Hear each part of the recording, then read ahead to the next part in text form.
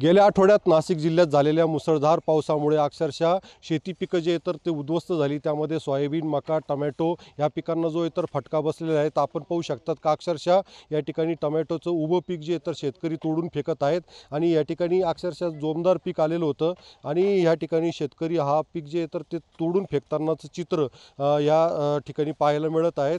आपण थेट आता शेतकऱ्याशीच बातचीत करणार आहोत।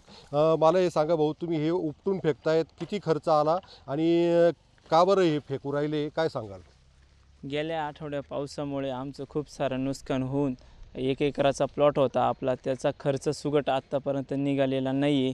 त्याच्यामुळं पुढच्या पिकाची तयारी करण्यासाठी दोन्ही पण प्लॉटचा खर्च निघो असं म्हणून आम्ही पुढच्या प्लॉटची तयारी करतोय।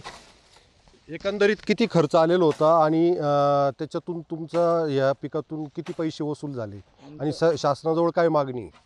आमच्या आत्तापर्यंत 1.5 लाख रुपये 1 एकराला खर्च झाला होता। आम्हाला 60-70 हजार रुपये आत्तापर्यंत झाले।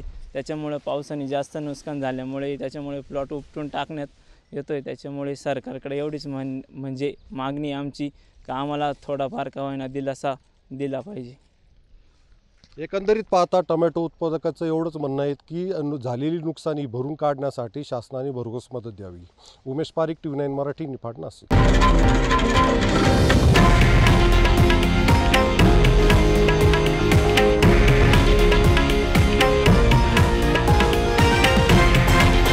हे आहे देशातील नंबर 1 न्यूज नेटवर्क आणि आपण पाहत आहात TV9 मराठी, एकमेव।